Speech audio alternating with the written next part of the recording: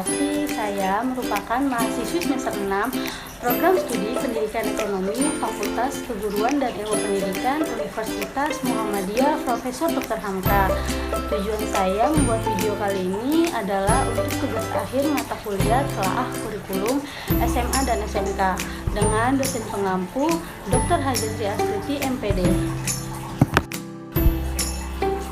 Oke, sebelum kita lanjut ke video pembelajaran, saya akan memperkenalkan sedikit mengenai kampus saya. Selamat menyaksikan.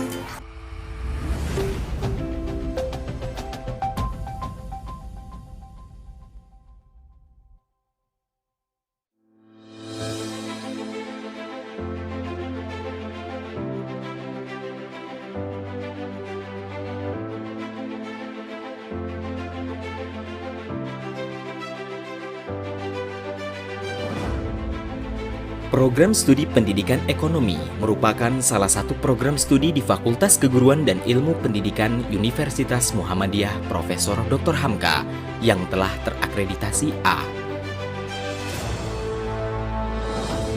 Program Studi Pendidikan Ekonomi memiliki visi menjadikan program studi pendidikan ekonomi terbaik pada tahun 2030 di tingkat nasional yang menghasilkan lulusan berjiwa edupreneur dan berketahan malangan, serta unggul dalam kecerdasan spiritual, intelektual, emosional, dan sosial.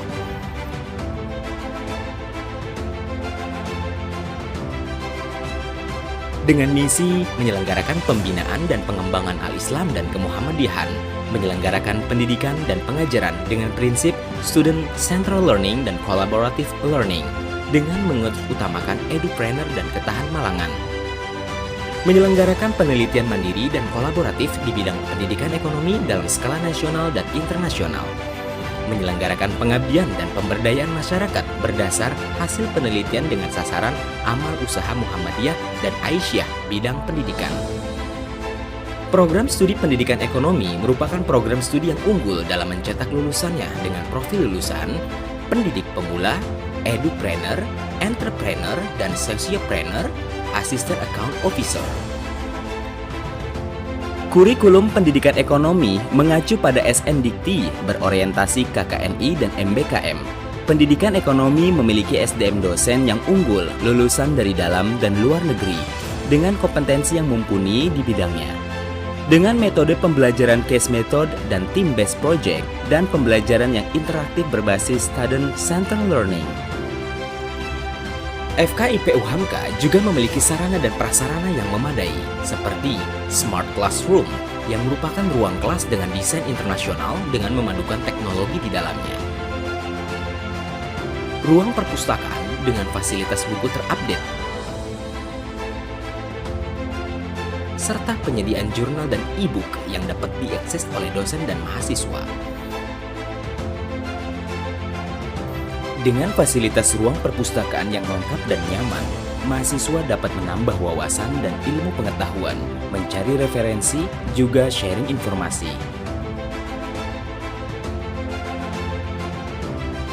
Ruang sistem akademik FKIP Hamka untuk aktivitas administrasi dosen dan mahasiswa.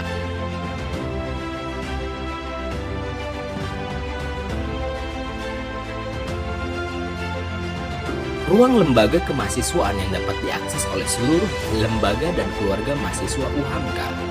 Ruang olahraga dan seni.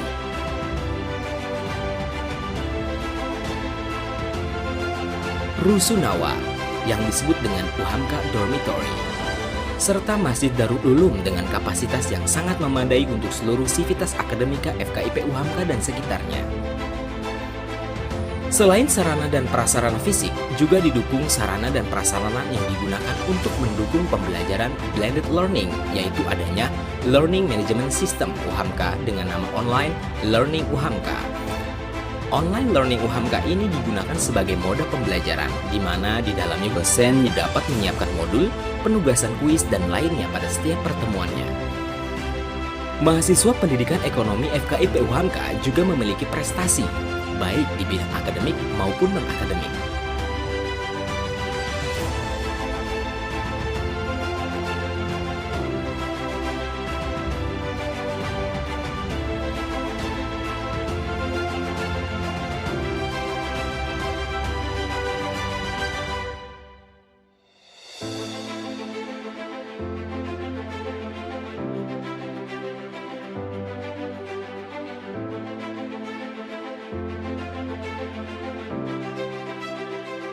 Program studi pendidikan ekonomi memiliki program unggulan, diantaranya kuliah kerja nyata pendidikan, praktek kerja lapangan di dalam dan luar negeri, pengenalan lapangan persekolahan di dalam dan luar negeri, pertukaran mahasiswa di dalam dan luar negeri.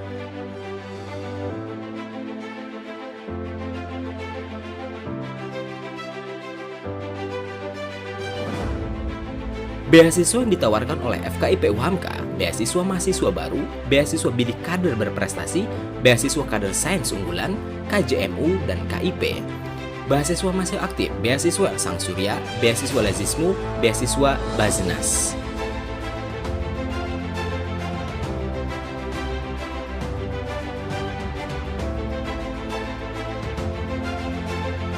Mari bergabung bersama kami yang telah terakreditasi A di jurusan Pendidikan Ekonomi, Fakultas Keguruan dan Ilmu Pendidikan, Universitas Muhammadiyah Profesor Dr. Hamka.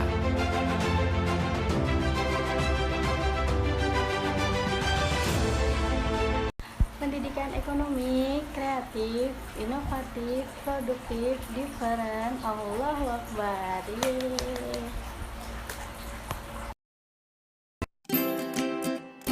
Halo, assalamualaikum teman-teman. Gimana kabarnya? Alhamdulillah, kalau pada sehat. Semoga kalian sehat selalu ya. Jika ada yang kurang sehat, yuk mari kita doakan agar Allah Subhanahu wa Ta'ala memberikan kesehatan agar mereka bisa kembali belajar bersama kita. Oke, baik teman-teman, sebelum memulai pembelajaran, alangkah baiknya kita berdoa terlebih dahulu. Berdoa dimulai.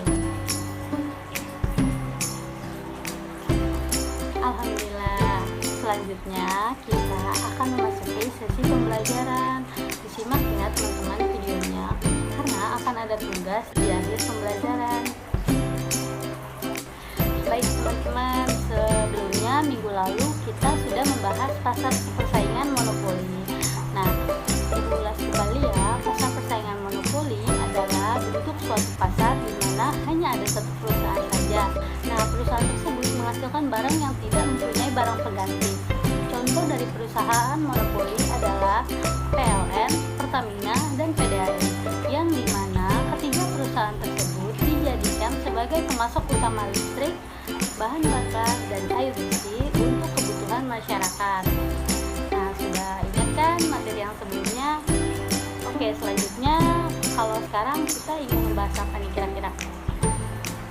Ya, betul sekali. Materi kita pada hari ini adalah pasar persaingan monopolistik. Sebelumnya teman-teman ada yang udah tahu atau udah pernah dengar apa itu pasar persaingan monopolistik? Oke, baik. Jika ada yang belum paham atau yang belum mengetahui apa itu pasar persaingan monopolistik, kita simak baik-baik ya PPT yang saya berikan. Pasar monopolistik. Isi dari materi ini yaitu pengertian pasar monopolistik, contoh pasar monopolistik, ciri-ciri sistem pasar monopolistik, sistem harga pasar monopolistik, kelebihan dan kekurangan pasar monopolistik. Pengertian pasar monopolistik. Pasar monopolistik adalah suatu pasar yang di dalamnya terdapat banyak produsen dalam menghasilkan barang yang sama, tetapi masing-masing pada barang tersebut mempunyai perbedaan pada beberapa aspek. Di dalam pasar monopolistik, harga tidak menjadi faktor utama dalam penentu angka penjualan, namun bagaimana persepsi konsumen terhadap produk yang dijual. Dalam hal ini, perusahaan yang ada di pasar monopolistik harus selalu aktif dalam melakukan promosi terhadap produk sekaligus yang dijual untuk menjaga citra perusahaan. Contoh dari pasar monopolistik. Pada pasar monopolistik, terdapat suatu diferensi atau perbedaan produk. Hal ini dapat memberikan kebebasan kepada konsumen dalam mencari produk yang akan dibeli. Pada umumnya, konsumen tidak mudah berpindah pada produk lain, walaupun banyak sekali produk baru yang telah tersedia.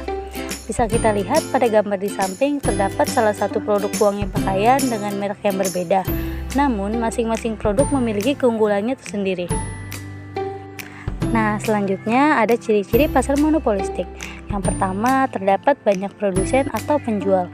Pada pasar monopolistik, terdapat banyak sekali produsen atau penjual di dalamnya. Setiap produsen mempunyai skala produksi yang sama pada produsen yang lainnya. Produsen yang ada di dalam pasar monopolistik sangatlah beragam dan berjumlah banyak, sehingga tiap-tiap penjual atau produsen harus merasa puas dengan pembagian pasar ataupun market share yang relatif kecil. Tidak hanya itu saja, penjual yang ada di dalam pasar monopolistik tidak mempunyai kekuasaan secara penuh untuk menentukan harga di pasaran. Hal tersebut berkaitan dengan jumlah penjual yang cukup banyak, sehingga muncul berbagai kesulitan terkait koordinasi antar produsen atau penjual. Jadi, kolusi harga hampir tidak bisa dilakukan. Setiap pemilik usaha harus selalu aktif mencari target pasarnya sendiri. Ciri-ciri pasar monopolistik yang kedua, terdapat diferensiasi produk. Diferensiasi produk yang dimaksud di sini adalah dalam produk yang serupa akan tetapi mempunyai karakteristik yang berbeda. Kita bisa melihat perbedaan tersebut dari bentuk, ukuran, corak, kualitas, dan lainnya. Setiap produsen akan memberikan ciri khas dan sentuhan khusus pada produk yang dihasilkan. Seperti halnya pabrikan aparel dan juga alat-alat olahraga seperti Nike, Adidas, Fila, dan juga Puma mempunyai berbagai macam produk yang serupa, di mana semua perusahaan tersebut mengeluarkan jenis sepatu yang sama. Tetapi produk yang mereka hasilkan memiliki karakteristik dan ciri-ciri masing-masing. Oleh karena itu, setiap perusahaan atau produsen tidak bisa seenaknya sendiri menentukan harga pasaran, baik itu menurunkan ataupun menaikkan harga. Apabila salah satu produsen berusaha untuk merusak harga pasar, maka hal itu secara otomatis akan diikuti oleh produsen lainnya. Akan tetapi, para produsen tetap tidak akan bisa menaikkan harga produk sebab jika ada yang nekat menaikkan harga namun kompetitor tidak mempertahankan harga sebelumnya, maka perusahaan tersebut akan mengalami kerugian. Ciri-ciri pasar persaingan monopolistik yang ketiga, persaingan produsen tidak berdasar pada harga. Di dalam pasar persaingan monopolistik, produsen atau penjual cenderung tidak bisa mempermainkan harga di pasaran, kecuali ada satu konsensus yang dilakukan secara bersamaan dengan produsen lainnya. Oleh karena itu, persaingan yang terjadi di dalam sistem pasar ini lebih mengarah kepada desain, kualitas, marketing, dan kelebihan dari masing-masing produk. Kalaupun ada yang ingin bermain harga, misalnya saja ada produsen yang ingin menetapkan harga tinggi untuk produk yang ditawarkannya, maka produsen tersebut harus bisa meyakinkan para konsumen terkait kualitas dan juga keunggulan dari produk tersebut dibandingkan dengan produk serupa milik kompetitor lainnya. Ciri-ciri pasar monopolistik yang keempat, produsen mudah keluar masuk pasar. Semua produsen yang ada di dalam sistem pasar ini memiliki kebebasan untuk masuk dan keluar pasar, sebab produk-produk yang mereka tawarkan bisa digantikan oleh produk serupa dari produsen lain yang masih bertahan pada pasar tersebut. Hal itu tentu tidak akan menyebabkan kelangkaan produk dan menyusahkan konsumen yang ingin mencari produk tersebut. Sementara untuk produsen baru, mereka tidak perlu memiliki sejumlah modal yang besar untuk dapat bergabung dan bersaing dalam memperebutkan pangsa pasar. Asalkan produk yang ditawarkan memiliki harga yang terjangkau dan berkualitas baik serta dapat dipertanggungjawabkan. Dengan begitu, konsumen yang ada di dalam pasar akan menerima kehadiran produsen baru itu. Ciri-ciri pasar monopolistik yang kelima, perkembangan teknologi dan komunikasi. Karena adanya persaingan yang ketat dan banyaknya kompetitor di dalamnya, maka tiap produsen atau penjual dituntut untuk dapat terus memberikan sebuah inovasi terhadap produk yang mereka tawarkan. Hal tersebut juga menyebabkan teknologi dapat berkembang dengan cepat untuk mengimbangi inovasi yang diinginkan oleh para produsen. Saat sebuah produsen melakukan inovasi, maka hal itu akan mendatangkan keuntungan yang lebih banyak dibandingkan dengan keuntungan normal saat menggunakan produk lama. Dengan adanya pendapatan atau keuntungan yang meningkat, maka akan lebih mudah menarik produsen lain untuk melakukan inovasi serupa atau lebih baik lagi. Oleh sebab itu, konsep inovasi dan teknologi juga tak akan pernah putus selamanya. Ada persaingan yang ketat antara produsen satu dan produsen lainnya.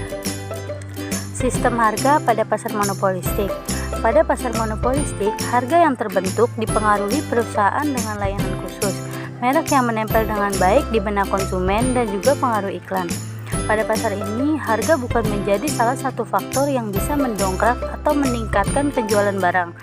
Namun, bagaimana kemampuan perusahaan dalam menciptakan produk yang dengan baik sehingga dapat direkam dengan baik oleh benak konsumen, sehingga dapat tercipta keinginan untuk membeli meski harga lebih mahal. Maka dari itu, dalam pasar ini, setiap produsen atau perusahaan terlihat sangat aktif dalam mempromosikan produk dan menguatkan brand-brand pada perusahaannya. Kelebihan pasar monopolistik. Yang pertama, jumlah produsen yang tidak terbatas serta persaingan bisnis antar produsen memberikan keuntungan bagi konsumen atau pembeli, yaitu memiliki banyak pilihan produk terbaik sesuai dengan kebutuhannya. Yang kedua, produsen bisa masuk dan keluar pasar dengan sangat mudah untuk terus mendorong produsen dalam berinovasi membuat produk yang berkualitas. Kelebihan yang ketiga, konsumen menjadi semakin selektif saat membeli produk sesuai dengan yang dicari konsumen. Selanjutnya ada kekurangan pasar monopolistik. Yang pertama, pasar persaingan monopolistik mempunyai persaingan yang sangat ketat baik pada segi harga, kualitas maupun pelayanannya. Dan yang kedua, pada pasar ini akan membutuhkan modal yang besar baik itu pada produksi, operasional, dan juga pemasarannya. Pada kekurangan yang ketiga, produsen diharuskan selalu melakukan inovasi untuk membuat biaya produksi semakin tinggi, sehingga akan mempengaruhi harga produk yang akan dibeli oleh konsumen. Oke, baik anak-anak, untuk tugas hari ini kalian membentuk kelompok menjadi 5 kelompok, kemudian masing-masing mencari salah satu merek dagang dari pasar persaingan monopolistik, kemudian tentukan varian dari produk-produk tersebut, harga setiap produk, awal berdirinya perusahaan tersebut, media promosi yang digunakan oleh perusahaan, dan jelaskan alasan kalian memilih merek tersebut. Tugas tersebut dibuat dalam PPT semenarik mungkin ya, kemudian dipresentasikan minggu depan.